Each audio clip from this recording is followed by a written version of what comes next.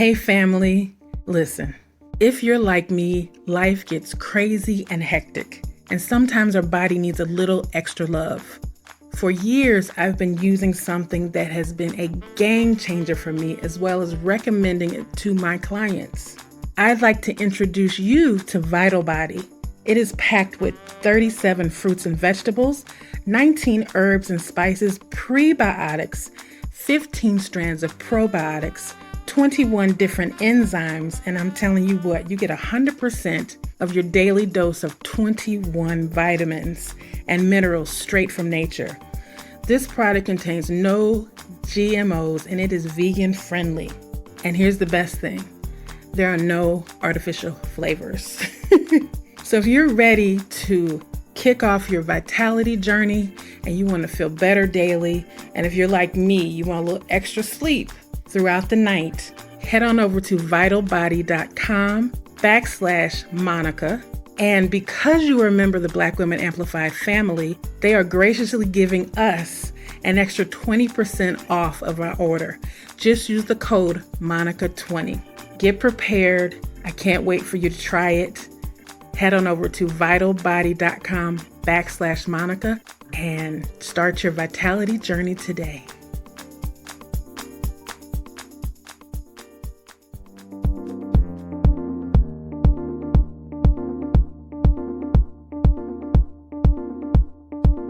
Welcome, and thank you for tuning in to Black Women Amplified, the podcast. Your host, Monica Wisdom Tyson, brings you downloadable conversations that matter to women around the globe. We discuss all things Black girl magic, amplify our voices, and transform our challenges into triumphs. Monica calls on her league of extraordinary women to push our boundaries, share their expertise, and stories of personal transformation. Welcome your host of Black Women Amplified, Monica Wisdom Tyson.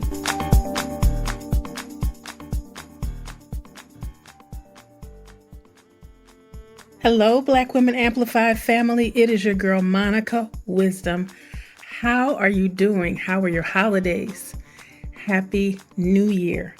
Yes, we have entered the portal of 2024. I can't believe it. I was just talking to someone I ran across the cartoon The Jetsons. And it's like, when I was watching The Jetsons as a kid, I never imagined, one, 2024, and two, that so many elements of what I saw on that show were actually living now.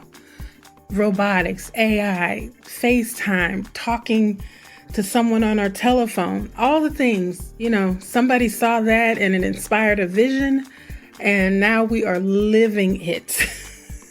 It's amazing to me. So happy 2024. I wish you all the best. Prosperity, abundance, love, joy, peace, wellness, mentally and physically, all the things. Wishing you all the best. And if this is your first time here, welcome. If you have been hanging around since season 1, season 2, season 3, you are a rock star. And if this is your first, second, or third episode, listen, you found your family, you found your tribe. So stick around. And don't forget, I always tell you, push that subscribe button. We are getting an essence of 1,000 downloads a month, which is fantastic. And we're growing every single day.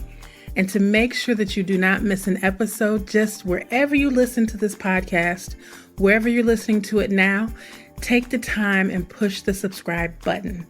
And not only that, because you are my warriors in this game, send this episode to a friend and ask them to send it to a friend, so that we can continue to grow out not only this podcast, but this mission for Black women around the world to be heard, seen, and acknowledged. Now today, before we get into the episode, also, I've been doing a lot of behind the scenes stuff. I've been switching softwares and programs, and now we're also on YouTube. So you can go to our YouTube page and subscribe. I'll be doing, not only will you hear the podcast over there, but I'll also be doing some live shows over there. Just me having conversations with you live on YouTube. So make sure you head over there and subscribe as well. Listen, we are just at the top of the year and already so much is going on. But the hottest topic right now is Katt Williams. If you have not listened to his interview on Shannon Sharpe's YouTube show, I forgot the name of the show, but if you have not listened, it is entertaining and educational. I've watched it a couple of times, and he is out here setting the record straight for himself. I don't really have an opinion on that. That's not my life. I don't live in the comedic world, but I do know just from the life that I've lived that there is the world that you see, and then there's the world, then there's the real world, right? There's what they tell you, and then there's what really happened. And we all have experienced that in our lives. So I was like, I gotta talk about this, but I'm not interested in the salacious part of it, of who he said this about or who he said that about. They can deal that right now, that's man's business. They can deal with that themselves, and they are perfectly suited to handle that information themselves. I'm not here for that. But I listened to it the first time, and the whole time was like clutching my pearls. I was like, oh, what? Huh? What? And it is what it is. But I went in and listened a second time because there were a couple of things that he said. And I always have my entrepreneur's hat on. And it's always curious to me of how people like him, who are not necessarily mainstream or famous, like he's Black folk famous. We all know who he is. Some people have never seen his comedy. Some people love him. Some people don't. But he has maintained his empire for a long period of time. And he's done 1,900 city tours. That's huge. You know, Janet Jackson doesn't do 100 cities anymore. I don't know if Beyonce did 100 cities. And he doesn't do the big, huge stadiums, but he does nice size arenas and theaters. So he's out there putting butts in seats. So I'm curious about his business acumen and his longevity and how he keeps it going.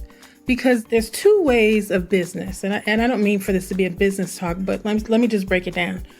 When it comes to the entertainment industry, because I did work in the industry for 10 years, there is the people who are doing their thing, and then there are people who are helped. I'll just say that. And he's out here doing his thing, and there are other people who do their thing that you may have never heard of before. But they are putting butts in seats. They're successful. They have a huge fan base, and they're making lots of money doing it. So you can either be helped or you can do your thing. And the heart of an entrepreneur is going to do their thing, because there are people out here making that you've never heard of before around the globe that are just as successful as Beyonce. When is the last time you ever saw Mark Anthony? He still sells out huge venues, right? You think Ricky Martin's not doing anything. He's in Latin America doing his thing. There is Hollywood all over the world. There's a version of Hollywood in South Africa. There's a version of Hollywood in India. They call it Bollywood. There's a version of Hollywood in Nigeria called Nollywood. So there are aspects of industry in places you've never heard of. And why do I say that? I say that because, and it applies to this conversation we're having today. I have a guest on today that I'll introduce you to in a second. But for Black women, we have only had full civil rights as women, as Black women, since the Civil Rights Act, 1968, I believe. I get that there's three, but I get them confused. But 1968, I'll just say that. And when we got the right to vote.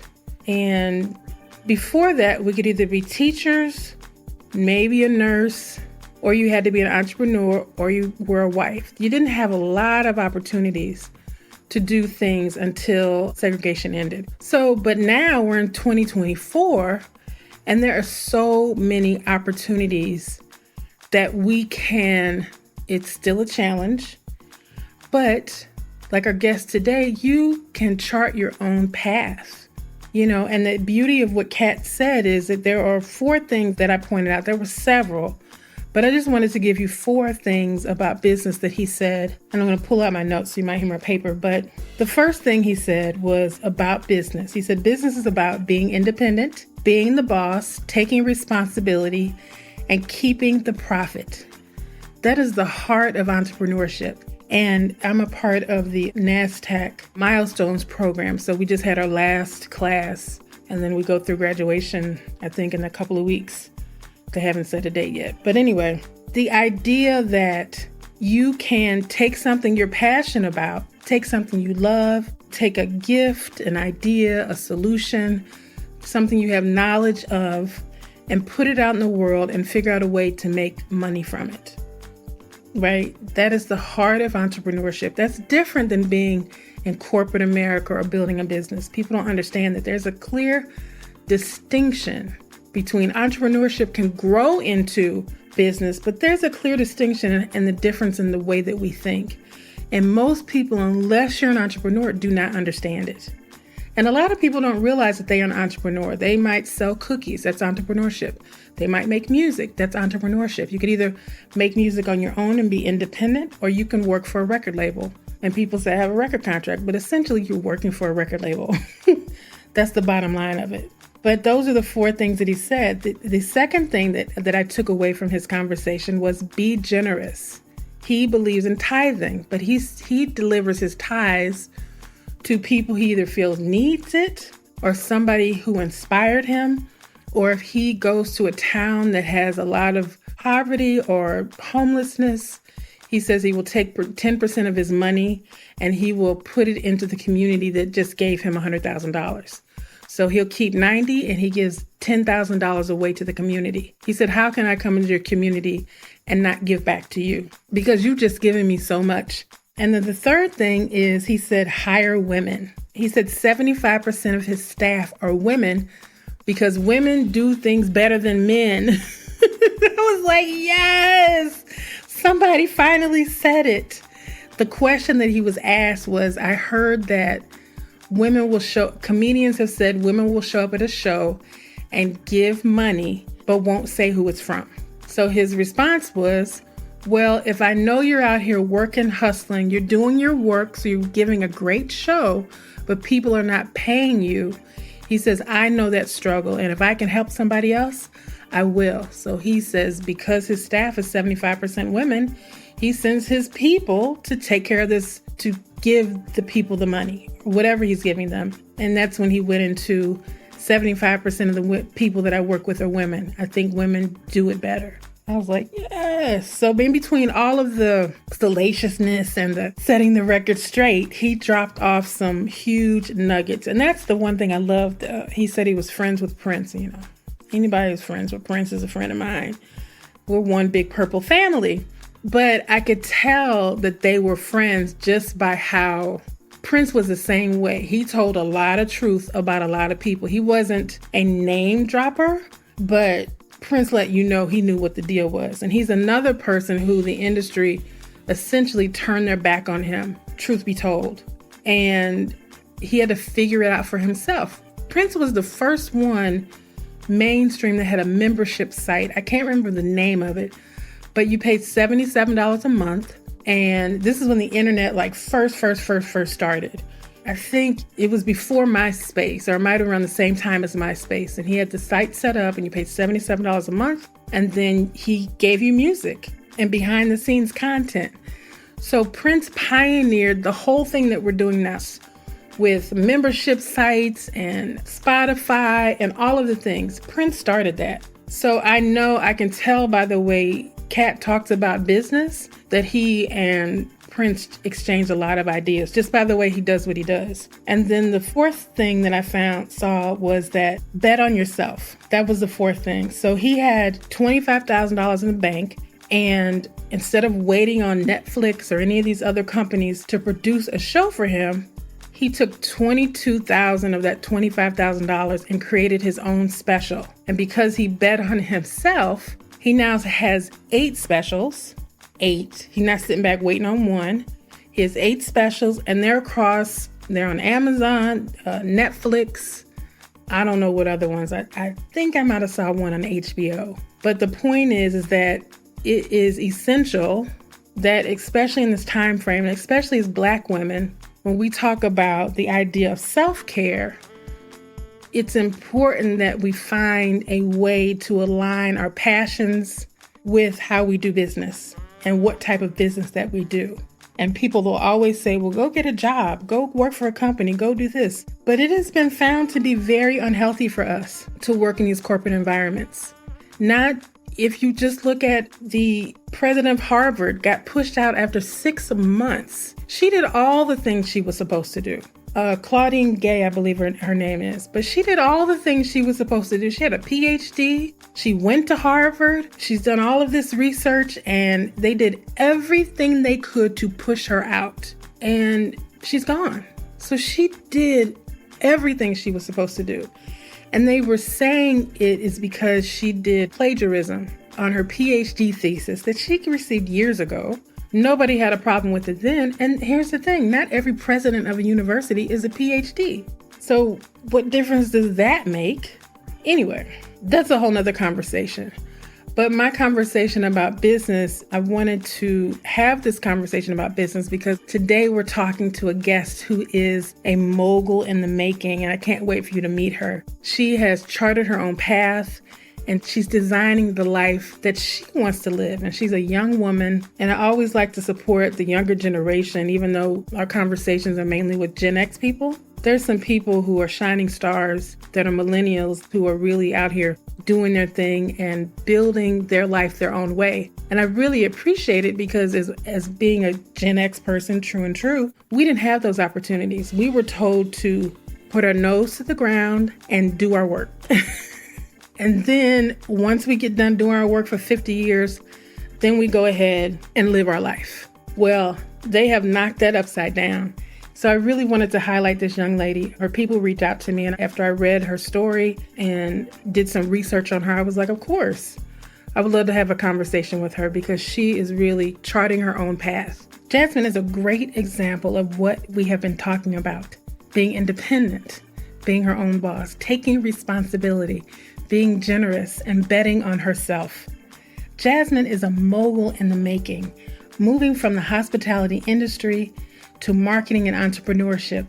Jasmine has combined her love of travel, her expertise in marketing, and her love for a great cup of coffee, and created her own coffee company that not only tastes good, but is on a mission to equalize the imbalances within the incredibly great, huge coffee industry that is worth over $460 billion globally and $110 billion in the United States alone. So not only is she working to build her own empire, but she's making sure that it is fair for everybody involved in the art and the beauty of coffee making. Ladies and gentlemen, please welcome to the Black Women Amplified podcast, Miss Jasmine Neveles.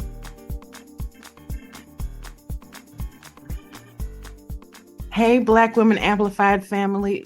Like I just told you, I have an incredible guest with us today, Miss Jasmine Neveles. She is a mogul in the making, and I can't wait for you to hear this conversation.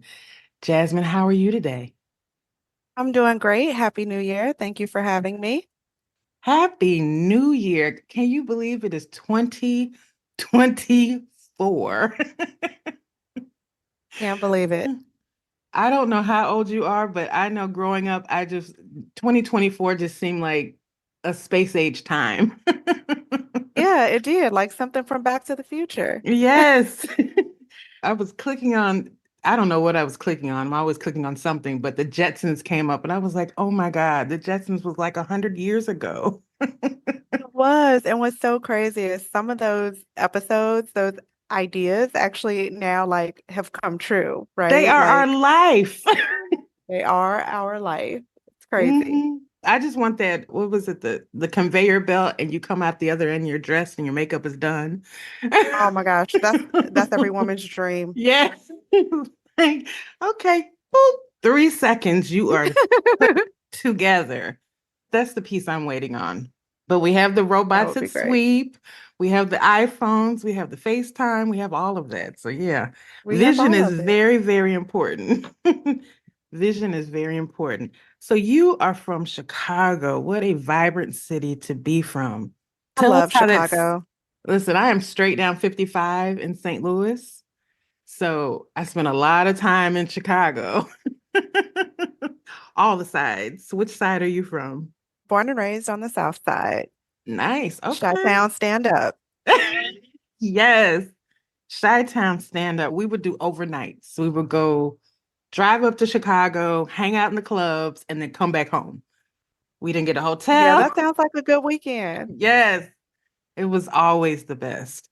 It would drive up on a Friday night, hit the clubs, hit always great restaurants, great people, and then turn around and be home by early Sunday morning. Great weekend. And then you have to So, sleep off the rest of the day. yes, because work on Monday. We didn't even unpack. So, how has the city of Chicago colored your life? I think Chicago for everything that I am today. I grew up on the South Side. My parents were both like very working class, middle class families. Historically, my family moved to Chicago early in the 1900s. So, as part of the Great Migration from the South. Hmm. And for us, we never lost that connection to like our roots, to our family. And so for me, Chicago always feels like home. It humbles me. It reminds me of like tenacity, grit, hard work. And so I don't know if I would be where I am today without those Chicago roots. Hmm. Hmm. So, where is your family rooted? You said they were part of the migration. My family was too, so I understand it. So where are the Yeah, roots down so south for your people? my dad's family was from Mississippi, oddly enough, from a little tiny township called Alligator Lake, which is now like nothing. It has a population, I think, of like 300 people, and no one lives there anymore. Oh, And wow. my mother's family originally was from Tennessee, just outside of Memphis. And then they moved to Southern Illinois to Centralia. So not too far from you. I spent a lot of time driving to St. Louis, all up and down 55, so know it well. Oh, like that's right across the water, Centralia. It is. Mhm. My mom's parents are from Virginia, and they rooted in southern Missouri and then ended up in Edwardsville, and my dad's family, Arkansas, and ended up in Alton. So I was actually born in Wow. Alton. So I'm an Illinois girl. I call myself a St. Louis transplant, but I'm an Illinois girl. There is a little bit of a difference. I get that. But Mm. St. Louis is great too. I always enjoy visiting. Oh, it's a lot of fun. It's a lot of fun. We are definitely sister cities. Definitely sister cities, St. Louis and Chicago. And sometimes we throw in our cousin Kansas City. Sometimes Oh they can come yeah, to the Kansas City picnics. barbecue. They could bring the barbecue. That's what's most important. What lessons do you still carry from being raised in Chicago as you grow and evolve as the woman that you are? I think I look back on growing up in Chicago, let's just say 30 plus years ago. I'm not going to give you an age, but it's very different now than it was back then. And I think a lot of people have a different experience. But as a child, as a young adult, as a teenager growing up in Chicago, I really struggled to find like that Black community of successful entrepreneurs or creatives. And so I think that back then, Chicago just left me feeling like lost when I was a young adolescent. Hmm. And fast forward to today, it's become this like melting pot of creatives, of entrepreneurs, of self-starters. And so now I look at Chicago as like this thriving epicenter that's, I don't want to throw New York in the mix, but in some ways, I think rivals a New York because you have more space, it's a little bit more affordable. And so I think it's now this perfect time to be in Chicago, to live in Chicago, because you have so many like-minded people that just have great ideas that are super supportive. I think what I love most about Chicago is how people help each other. I don't live in Chicago anymore, unfortunately, but every time I go home, I always have like my circle of people that always kind of like pull you up from your bootstraps, if you will, and are always willing to support you. And so I think for me, I never forget that. And I think that's what's really interesting and special about where Chicago is right now. And it continues to be voted, I'm not sure if you saw this, but like top cities to live in the country, like year after year. All right, you better flex. I'm just saying. Look, I'm just saying. Look, I love Chicago. Chicago is one of my favorite cities in the world. When I pick my top five, it is Chicago's always up there because what was unique about Chicago, which was different than St. Louis back in the day, and my days go back further than yours, is that Chicago had these distinct neighborhoods. St. Louis had always been, until we became a refugee center, where a lot of different cultures came because of their wars. It was very black and white, and the lines were very clear. So I always called it the Upper South. But you go to Chicago, and depending on where you are, what street you're on, it was just different cultures everywhere. So it reminded me of New York in that way, a smaller version, a nicer version, a cleaner version. But it reminded me a lot of New York. And the theater district was amazing. And what is it, Rush Street? Yeah, I you're right. lived on, what is it, Rush and what's the cross street? Division, where all the parties No, happen. Okay. no, not that part.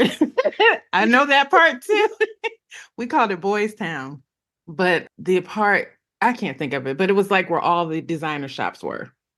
So Oh yeah, like Benson off had a in the shop and Gold Coast. yes, Yeah. yeah. So I would walk up and down and just see the shops, and the energy of the culture was just always beautiful, and it was so different. And then I would go to the African Arts Festival and the Disablo Museum. So yeah, Chicago was like a second home for a long time. Yeah, I think it's Um, becoming a home to a lot of people lately. it's changing a lot, but it's definitely I think people are waking up to their own power in Chicago. I think that's the difference. It's like, oh, we I do agree live with in a that. great city and we can make Hmm. it better. And I love that. Hmm. So what I drew agree. you to the branding and marketing world? So, you know what's so funny is I started my career in the restaurant industry. Like, I grew up with parents that love to cook. And so I spent a lot of my early career working in restaurants as a chef for a variety of restaurants in Chicago. And I began to pay more attention or just be self-aware around the energy, the excitement, the entertainment component of being in the hospitality space, whether it was an event or a graduation. Like, there was always this like infectious energy that just left me feeling different than being hidden in the back in the kitchen. And Hmm. so I began to inquire, reached out to a few mentors, and I was like, what is this? Because I didn't know. Like, Black girl from the South side of Chicago, I didn't really have that network to like help me navigate and explore different career pathways. For me, my parents were always like, go be a doctor, go be a lawyer. I was like, well, I want to Hmm. do something else, something more creative. And so one of my mentors was like, well, that's actually marketing, and marketing has several different verticals. And I was like, oh, well, tell me more. And so one of my mentors at that time worked for Bacardi. And I was like, I love working in restaurants, but how do I get your job? Like, how do I go to different events? How do I get to train people on making interesting cocktails and spirits and all of these things? And he said to me, you need to get an MBA, you need to go to school for marketing. So I was like, okay, bet that's what I'm going to do. So Right. it wasn't even like much of a thought, to be honest. And I just went out to understand, what does it take to get an MBA? What does it mean to have a master's degree? And at this point, I had probably worked about 8, 10 years professionally in the hospitality space. And I had done really well for myself. For like someone under 25, I was making a good salary. I had great benefits. And so on paper, things looked good, but I didn't feel fulfilled. And so I began to make a list of pros and cons, look at different universities, and finally landed on a university for my master's. And why I chose the university was a few reasons. One, it allowed me the flexibility to still work full time and have my like corporate job in hospitality. And then two, they allowed you to use your professional experience to omit taking the GMAT, right? So again, my family didn't have a lot of money, a lot of resources. So I was like, well, how can you be creative and continue to push yourself, to challenge yourself? And so I found a university that accepted my professional experience. And luckily, I was admitted into an MBA program, which was great. And my employer was super flexible. So Hmm. they allowed me to attend classes when I needed to in person. And this was probably about 10 or 12 years ago. So this is the start of like virtual education, right? So we had like a handful of classes, mostly electives, that were offered online. And Hmm. so I got a really cool opportunity within my company at that time. I was working for TGI Fridays, and I got the opportunity to go work in marketing at the corporate office outside of Dallas. And so I took it. And what was really interesting about that opportunity is that I was still enrolled in school in a master's program full time. But my employer was super flexible, embraced the journey that I was on, was really eager to have me as like a very green young marketer. And so I was able to finish the rest of my program online. So it worked out well. Oh, that's beautiful. That's one of those things where you're like, God is just sprinkling grace on you. It all worked It out. did. It You did. put the intention out and you planted that seed and it flowered beautifully. So what sparked you owning your own business? And is Uncharted Coffee your first business? So this is a great question. I think I've always been like the rebellious child. If you ask my parents, like I always wanted to like do things on my own or in my own way. So I think inherently, some people just have that like entrepreneur, self-starter gene, if you call it, and that was me. So Mhm. I was always making stuff. And even when I was a kid, like I would have like a lemonade stand and like all this like silly stuff. But I just knew I wanted the flexibility to work for myself. I knew I wanted to create a company culture that was memorable and different and create opportunities for women and people of color. And so, to answer your question, Uncharted really was that for me. And it's not my first company. I own a marketing consultancy where I provide strategy and guidance to different organizations across industries from like biotech to software. And then I also have a small real estate portfolio with my sister. So, this isn't our first venture together. What's special about Uncharted is Uncharted really is about family. It really started as this idea over COVID. You know, my sister and I were busy working and we were becoming disconnected, and then COVID happened. And we were living together at the time, and everything was closed and shut down. And we got this idea like, let's make the best of the current situation. And so we would go for these long walks to explore and find interesting and different coffee shops. And that became like our routine. And we began to reflect over coffee and realize that, like, we used to have coffee, or at least witness our parents having coffee together as kids at the dining room table, you know, and Mhm. they would talk to us before they started their day and like make sure we had everything we needed for school. And so to bring that full circle, coffee for us was about family, it was about connection, it was about what had been lost, and I think what continues to get lost through technology.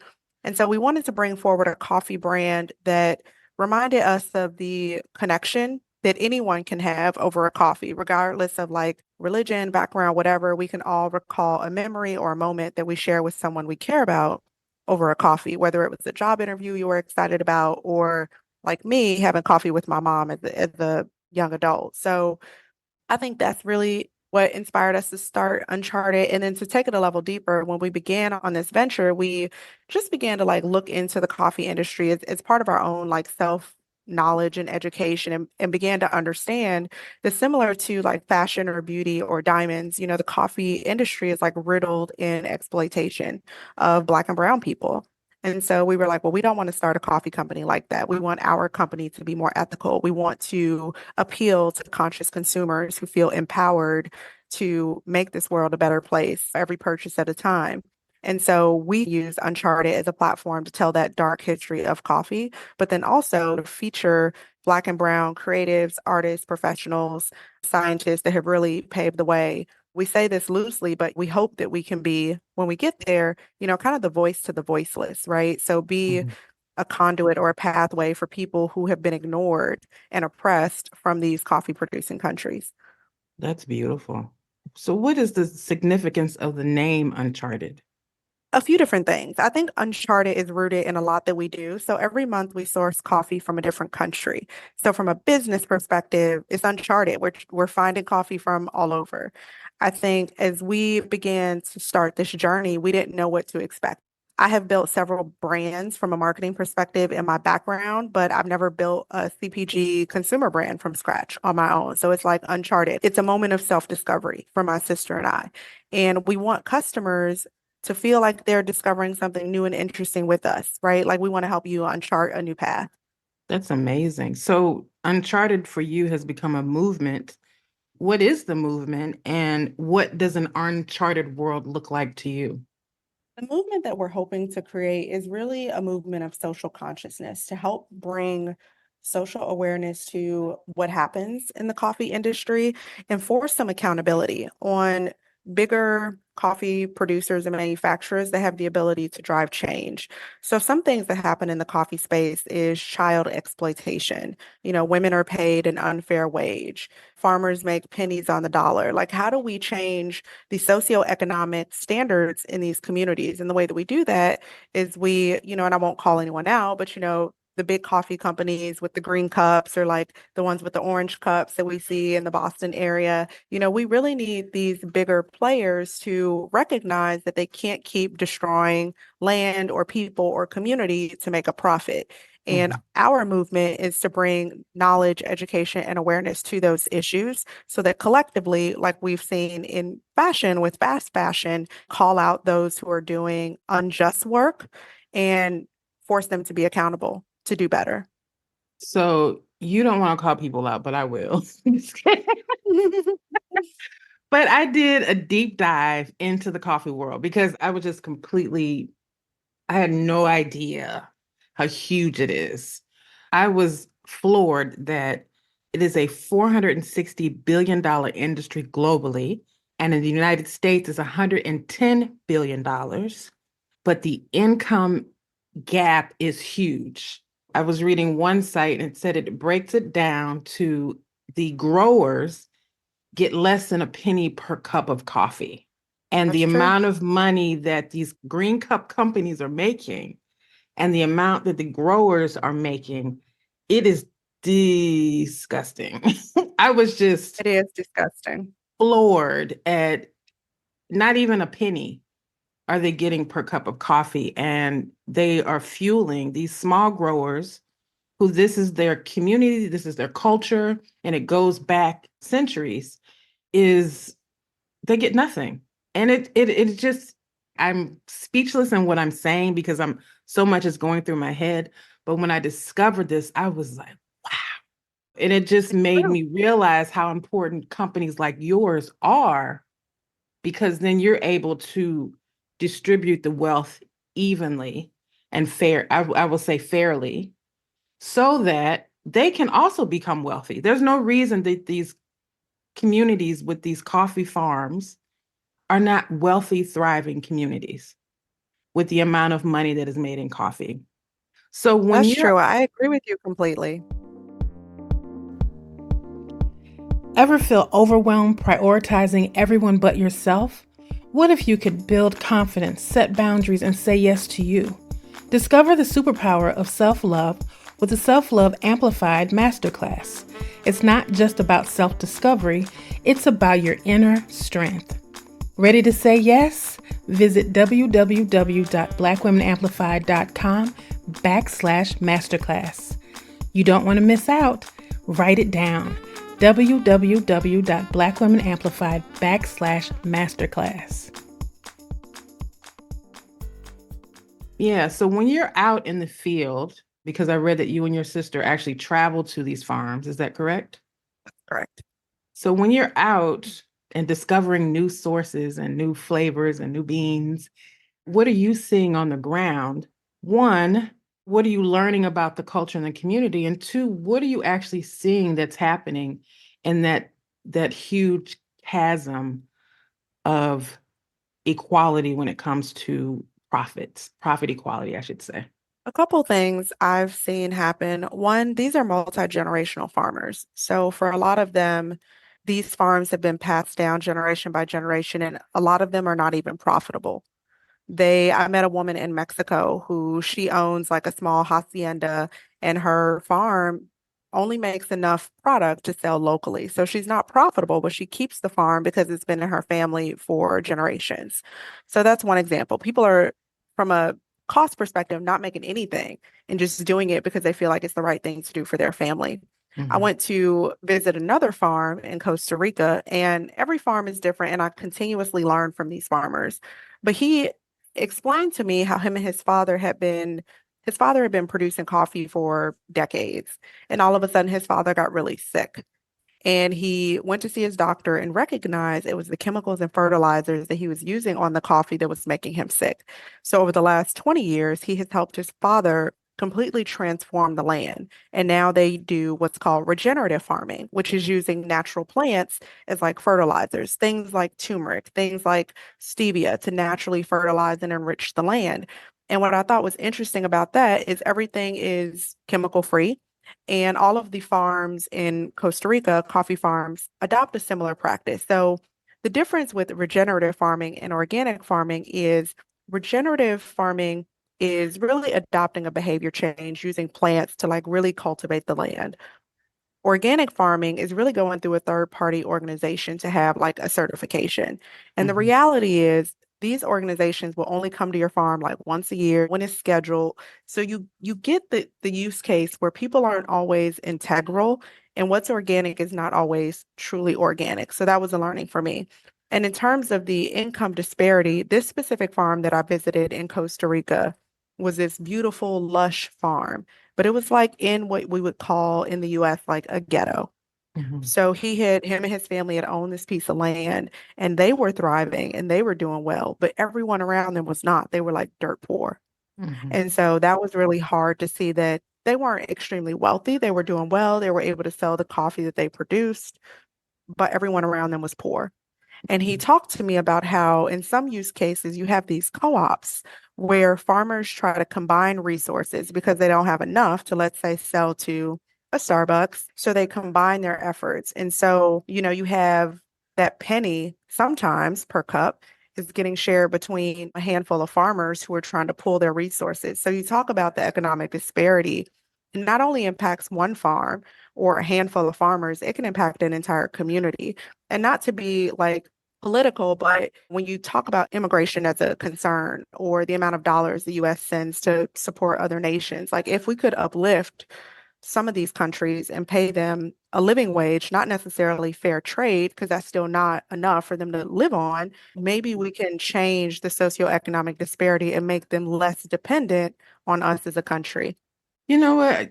That's true because they're coming here so that they could make a living wage Correct. and live their dreams for their families. But if Starbucks just said, okay, we're going to give the farmers 30% of what we make, their communities would be thriving. Mm-hmm. When you're talking about the billions of dollars, I mean, I was reading a stat where it said that Starbucks spends about $1 billion a year just buying beans. But it comes down to, like I said, well, you know this. I'm talking to you, but I'm talking to the audience. That the grower gets less than a penny per cup of coffee that we're paying $8 or $9 for. And they are just keeping the profit. If they just took 30% of each cup of coffee and gave it to the growers, they wouldn't have a need to come to any other country. They could live in their countries and see their families thrive and build the legacies that they leave their country to build. So there's a big corporate responsibility that also has to happen in this conversation with when it comes to people coming over here as immigrants. So they need to be good citizens, good corporate citizens, as they say. So even though there's all this disparity in the coffee industry, I also discovered the health benefits of coffee. And in season 3, we're talking about self-care. So the coffee itself, what are the benefits of a great cup of coffee on our bodies? So coffee is actually rich in antioxidants, which has a lot of it's good for anti-aging. I mean, it's good for vitality, for, of course, energy, but coffee has a lot of hidden benefits. Okay. Is it something that you make a part of your daily routine? I absolutely make coffee part of my daily routine. I know people are conflicted over caffeine consumption, but for me, I think as long as you balance that appropriately, so I have coffee every morning as part of my routine. And for me, it's a meditative moment. So every morning I wake up, I have an espresso machine, I make a flat white, I put on a meditation playlist, and that's like my moment to have 10 minutes to myself before I jump into the day. I often use that time to journal and set my intention for the day. And so I think coffee is a good reminder to slow down. And if you Mhm. meditate, but just take a quiet moment for yourself to be intentional. That's beautiful. Let's tell us, because you are the expert in this, what do we look for when we're looking for great coffee? Because I see that Um, there's coffee from Ghana, there's coffee from Argentina, there's coffee from Costa Rica, and everybody talks about Cuban coffee. What's a way to know what is a great cup of coffee? I will caveat this before I answer. So, coffee, I think, is very subjective, and I would say it's similar to wine. So, you and I may like different wines, different varieties, and coffee is exactly the same. So, there are several things that impact the flavor of coffee, things like environment, the soil, the temperature, the altitude, just like wine. And so, the things that I think that I know make a really good cup of coffee is number one, buy coffee that's premium. And you buy it premium for a few different reasons. So coffee, similar to wine, is on a point scale. So any coffee that's over 85 points is specialty coffee, which means it typically comes from one farm or one region. We call that single origin. Typically, the farmers are organic or using regenerative farming practices. So it's less chemicals, less toxic. It's better for you. And the taste is like a wine. And by that, I mean, every time you have coffee, it kind of has these different flavor notes that you should be able to taste if you just have it black. And it should be enjoyable, like you're having a good red wine. So you may taste hints of nuts or cocoa or passion fruit. And so it really becomes a beverage that you can almost sip on. And so finding those little different flavor notes that make the coffee interesting and different by country really is only found in like specialty grade coffee, which is above 85 points. So when you say specialty coffee, specialty meaning like is what you sell considered a specialty coffee? What we sell is considered a specialty coffee. If I could break that down, it's coffee that's typically produced in small quantities because you can only buy it in small quantities from like small farmers. So you are sourcing direct from a small farmer versus a commercial lot of coffee. So Mm-hmm. someone like Starbucks or Dunkin' Donuts, Pete's, they probably have dozens and dozens of acres of land in a country like Brazil, let's say. And they are producing thousands of pounds of coffee per day, and they're mixing coffee from all different places. It's not very homogeneous. And so with that, you just get like inconsistency in flavor, inconsistency in quality. And so what's nice about specialty coffee is it's very heavily controlled. So you're getting something that has not been blended typically with other lower grade farms, I would say. So when you're buying the bigger brands, you're getting like a mix of a bunch of different beans together. Whereas opposed Correct. to a specialty coffee, you're getting it directly from, it's like champagne versus Ripple. So you're getting Yeah, a better exactly. quality, you're getting a better quality and it's better for your body. That's the Exactly. interesting thing is when I was reading the benefits of coffee, they were like people who drink coffee live longer, they have better brain power. I was like, They shut do. up. So I It's need good for to, weight management. It curbs your yes, appetite. Lots of things. Helps it with was, depression. yes. I was like, wait a minute. Because all I hear about is don't drink too much caffeine. So the focus is on caffeine, not the benefits of coffee itself. And I didn't know it had flour. It's like, It's actually a okay. fruit. It's like Yeah. a grape with a little tiny bean on the inside. And here's the other thing too, when we talk about like the future of Uncharted and where we're hoping to go, you kind of alluded to this, which is, coffee is a little tiny fruit. It looks just like a grape, and inside is this little hard seed.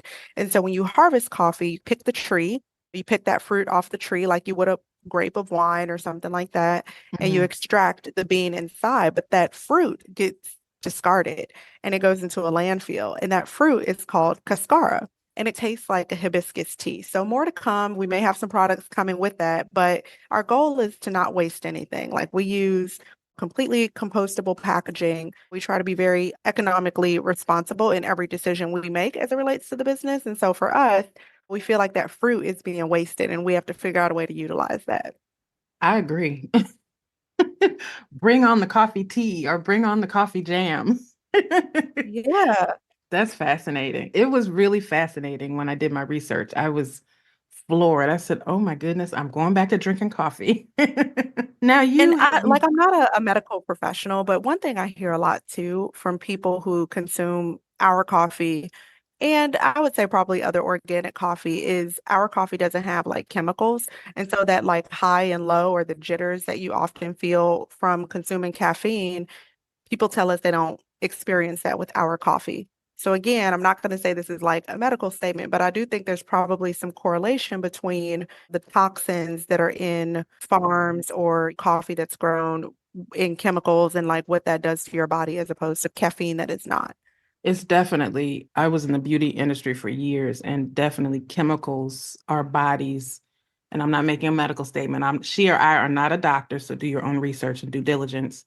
But I know in the beauty industry, the more pure the product is, the better it is for your skin, the better it is for all different parts of your body, not just your hair or your skin, because people can have different reactions. I remember just some products I would use myself on my clients, and I would end up with eczema on my hands. And that was just my personal experience. So it made me rethink about how I'm doing it, because just as a practitioner, just using it on other people, it also impacted my skin. So I would imagine that anything you put in your body when you're doing all those extra chemicals would have a different impact. So yeah, I definitely agree with that. Although it is not a medical opinion. I always have to say that. I had a chef on who's a plant-based chef, and she's like, be clear that this is not a medical opinion. So Yeah. you have mentioned that your sister is your business partner. How has being in business with her impacted your family dynamic? So I have three sisters, two older, one younger, and my youngest sister is my business partner. And I think we have been very close and traveling together for probably about 10 years. And so I think if we would have jumped right into this and maybe we didn't have that 10 years of travel, growing, struggling together, it would have been different. Mhm. But it's been really enjoyable. And my sister and I have different strengths and weaknesses. Like I'm definitely like the risk taker. She's the more safe and narrow kind of person. And so I Mhm. think we balance each other well because we recognize what our strengths are and we can push back on each other in a healthy, constructive way. How important was it for you to walk this path with her as far as your coffee company goes? I don't think there's anyone else I would have rather done it with than my sister. Mhm. Is she an entrepreneur as well, or is this her supporting your dream? I think she's supporting. I think it's both. I think we both are very passionate about coffee. As I mentioned, her and I have a real estate portfolio together that we manage. And that was like our first step at going into something together. But she's equally as passionate about coffee. I think what's interesting about our previous professional experiences, I come from a background in marketing, but she comes from a background in communications and social impact. So when you Mhm. talk about our mission, the change that we're trying to create, she's driving all of that because she wants to see lives change both domestically, but then also internationally. And we look at coffee as being one conduit or one vertical that can drive global change in the same way that we've seen with fashion. Now, how did you even get into the coffee industry? Like you said, okay, I want to, let's do this. What are the first steps into entering that world? Because one, it's very white centered. It's very, any industry is challenging to get into, but something that's so specific. How did you even open that door? We were actually on a coffee exploration trip in Costa Rica. Hmm. And like I said, we traveled and we just were like, let's go do something different. Let's go to our coffee farm. We like coffee. And it really started there. And we began to learn more about the manufacturing process. I don't know, we just like fell in love with the people, the farmers, and we were just like, we should start a coffee roastery. I think everybody has these ideas and you're like, oh, I should do this thing, but you don't follow through, right? You're like, Hmm. sounds cool. But we were like, well, what would it take to answer your question? Like, yes, we love coffee. We've toured a few farms. We love the people. We appreciate their hard work and dedication to give us something that we have enjoyed with our family for over a generation. So we were just like, is it even feasible? I guess to answer your question, we went through this like feasibility study to understand like what would it take. And so we made a checklist of all the things that we thought we needed. And we were like, is this feasible? Can we execute it with the basic knowledge and understanding that we have? And I would say like 80% of that, we felt like, yes, we can do it. And then everything else, we recognize, okay, we're going to have to find some external subject matter expertise. And so for us, that's really like what was the go is like we made a roadmap, if you will, of like all the things it would take to launch a coffee company. And we divided and conquered who could do what from a role and responsibilities perspective. And then we felt confident that we could do it. So we did it. Okay, now break that the corporate speak down. Just give it to me in bare, like, what was the first step? What was the second step? Because here's why I'm saying this. There's many people trying to get into entrepreneurship and they're following all of these different ideas of what they should do or what they can do. And as Black women, we have doors open for us that have never been open before. And the coffee industry is such a lucrative place that we don't only have to have coffee shops. We can be coffee farmers. We can be coffee companies like yourself. So when you're opening the door to the world of coffee, what obstacles, one, did you find? And two, like I said, what was your first like door that you knocked on? Who was the person that you said you need an expert? Who are those people? Like, I really would like a breakdown of that. I'm not opening up a coffee company, but just to give people ideas of what's possible. Yeah, this is a great question. I think I hear your point here, which is we knew we didn't have all the answers, so we had to go to someone else to get them. And so the first door that we opened to see if this was even really possible, we went to a coffee roasting class. So within the coffee space, you can pick and choose, and I'm sure with any other industry, like what area you want to play in. Like we had no desire to like be a farmer on day one. We knew Mhm. we wanted to roast coffee. We knew we wanted to sell it to customers. And so we sought out to find a roasting class. And so we went to a place called Shared Roasting in Brooklyn, and we went to a coffee roasting class. And they have several levels, if you will, right? Depending on what level of depth of experience you want to have. Like if you want to compete, if you want your coffee to be noted for awards. So we took like a coffee one-on-one class. And they really were phenomenal partners and gave us the confidence that we can actually do it. So I guess to answer your question, we thought we could, but then we started to socialize this idea with other people and we started to talk to them and they were like, hey, we roast coffee here for Mhm. tons of coffee shops in Brooklyn. And everyone started just where you are. They had an idea. Maybe they were in industry, maybe they weren't. Maybe they inherited a coffee shop or they didn't. But they gave us the confidence that it wasn't very hard. And so then they told us this is what you have to do step by step to get a product at market. So they gave us a little bit of like the Mhm. logistics framework, which is you find the farms that you want to work with, you build those relationships, you source the product, you import the product, you come to a facility where you can roast the equipment. They have the equipment for you to roast, or you buy your own. Then you put your product in a package, you sell it on a website.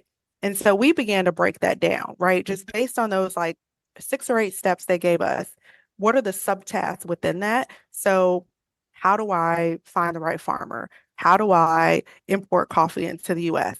How do I design packaging? How do I know what price to charge? So we began to break it down even deeper to Mhm. understand, could we do this? And once we went through that entire process, we had the confidence that like at least we could make a product, right? So Right. then there's so much other stuff when you're starting a business that you have to consider that I didn't know. So Mhm. I agree. I think this is like coffee is a very like white male dominated industry. And I think one thing we have going for us is like we are unapologetically breaking into that space. Like Mhm. coffee is produced in Black and brown countries, and we deserve to have Black and brown people at the table, and we haven't. And so I would say if there's an idea that you have, it's most important. What I didn't do at first was making sure it's financially sound. And that's that feasibility study that we talked about. Like, what's your vision? Is there an appetite for it? Do you have a problem or need that customers care about? And then can you monetize it and make money? And if you can, then I think you start to do your due diligence to figure out how is that possible and who's the team that you need to help make it possible. All right. That was a masterclass. Thank you.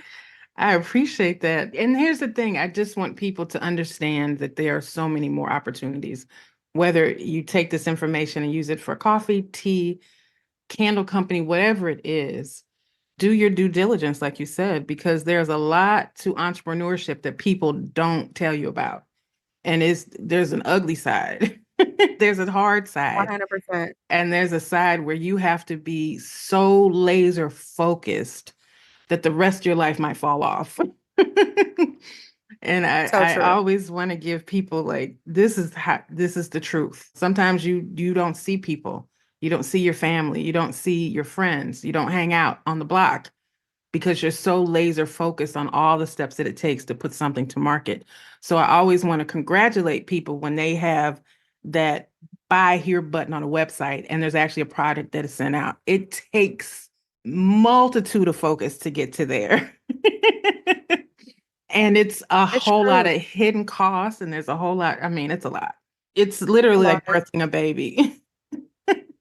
It is. And one thing that I was really afraid to do, because I appreciate everything you said. And I hope that people walk away from listening to your show feeling inspired to go create their own thing, whatever it is that they're passionate about. And one mistake that I think I made is that I didn't ask for help, or I didn't tell enough people about Hmm. my idea early on. And I think this is one thing that, like, people of color, specifically Black people, we want to keep everything to ourselves. Like, we have this like Hmm. scarcity mindset. We don't want to share. But the more you share, the more you'll find that there's like a whole gamut of people that want to see you succeed and are willing to support you. And I think that's what we have to learn from our, like Caucasian male peers, is they do ask everybody for help. They're not afraid. And because they're not afraid, they're able to unlock new and interesting opportunities. And so I would just say, if anyone is curious, of course, like, do your due diligence, vet the idea, but talk to lots of people because you can find help. Yes, you definitely, and that's the truth. And we're conditioned. And a lot of it comes from our upbringing, our parents' upbringing coming from Jim Crow. We had to be silent for safety issues.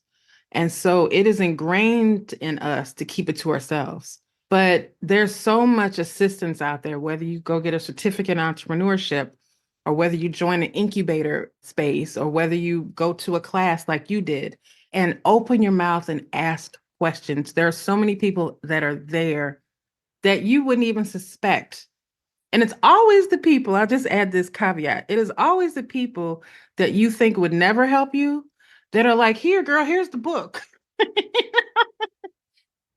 So we have to look around our close spaces instead of far away to people that are famous, that are rich. Look to the people that are a couple of steps ahead of you and get their knowledge, and then take a couple of steps and then go to the next group of people. But anyway, I digress. This is your interview. But I just wanted to share that because it's important. Like you said, there are things that you didn't think about that now you know about. So when you, as your company scales, you already have those things in position. So what is your hope for Uncharted Coffee? What is your vision for this company? Vision for Uncharted would be, one, I want to be a platform for like Black and Brown people to come and just feel like they can be. So more to come on that. It's probably going to be some type of online application community, but I want to be that. I want to be a safe space for people to show up and be authentic and be themselves while having coffee. I think too, we would love to be our own like importer and roaster. So being able to go directly to farms that we like and create an opportunity, a distribution pathway for them in the US.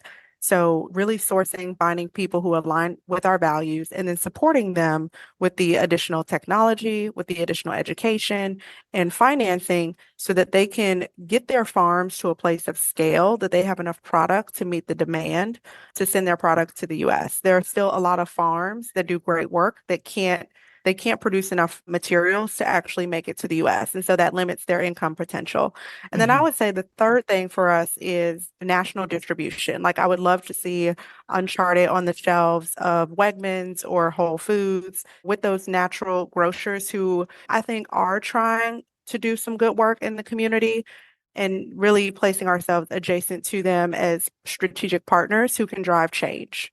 Now, have you ever thought about starting your own farm here in the United States? I have thought about it. And what's interesting is there's a whole movement right now, specifically in the African American community, to restore that. So more to come. You keep saying more to come. Tell me something. I get it. Yeah, there's a whole movement. I have a cousin who's a farmer and he actually has a horticulture degree, but he took his backyard and turned it into an urban farm. And it's amazing what he's growing. And it's beautiful. And I see a lot of people doing that. And I know that there's a great movement for us to move back to the South because, like you said, there's small towns that are just empty and you can just go in and buy it and build up. And so I think it's beautiful. Your vision is beautiful. Your company, I'm excited about it. And so as we go out, my final question that I ask everybody is, what is your Black girl magic superpower? Oh, this is a tough one. I think my Black girl superpower is resilience. Like, I do not give up. So much to a point that I have to balance that, because sometimes I can reach the point, like anyone else, of just like burnout, working too much. But I think resilience. I think being an entrepreneur has taught me that you're going to receive a lot of rejection in different formats. But if you believe in what you're working on, you believe in your passion, you have to keep pushing. And for me, that's called resilience. And some might call that dedication or discipline. But for me, it's that. And showing up resilient every day, which means bringing a positive attitude to my team, to the contractors that I work with, regardless of how hard it is to just be resilient. And I hope that other people can be unapologetic in their pursuit of their passion and just see it through. That's beautiful. Resilience is beautiful. I will say that though, you should organize some trips to the farms. Because who Yeah. doesn't want to go to Costa Rica? Yeah, you know what? So I thought about doing like some kind of meet the founders kind of thing, and maybe we do a trip or a dinner. I don't really know yet how to structure it. So when I say maybe later, it is top of mind. But Mhm. one thing I'm trying to manage is how do I prioritize and not feel overwhelmed? So like I would love to Mhm. partner with urban farms, but I don't want to be in the day-to-day operations. So Mhm. it's like, how can I maybe, and this, so now I'm asking for help on the show. If there's anyone who can maybe help me figure this out, let me know. I would love to put something together where I can facilitate an opportunity to host a coffee cupping session in person, or even better, we go to our coffee farm together. I think that would be amazing. Oh, that would be fun. That would be fun. I interviewed two best friends who started a company. They're the first Black women to own a crystal company in the United States. They own oh my God, it's escaping me. Where you go get the crystals. What do you call it? Like on a mountain, like actually Yeah. harvesting them. Yes, they Yeah. have that. They have that. I can't think. Wow. And I'm a crystal girl, and I can't even put it together. But one thing that they do is they organize trips to go so people can harvest their own crystals, and they do this That's whole amazing. high end thing. So I'll email you their information so you can check out what they're doing because they I might would be a love great that. story. And one of them name is Jasmine, and the other one is Ivy, and they're best friends. And if you listen to their Oh, interview, their story is remarkable of how they attained this land that used to belong to Tiffany. So anyway, to Tiffany. yes, girl. Fast. The story is Wow. amazing. Okay, I'm gonna We listen to talked that about today. I'm gonna say no. grace sprinkling. Wait till you hear their story. It's amazing. So Jasmine and Ivy, I interviewed them a couple of months ago. Remarkable women, and their story is amazing. But they own, I don't know why I can't think of it, but and when you listen to it, you'll understand. But so that's why I love these stories and sharing the stories of women like you because Black women are going in uncharted spaces and creating ventures that I never thought I'd see in my lifetime. A coffee company, owning a crystal company, owning all the things that people are doing. And that's what I like to highlight here. So I really want to thank you for your time. Thank you for your energy, your knowledge, sharing that and breaking it all down. And I hope that people are inspired. So, how can people reach you moving forward?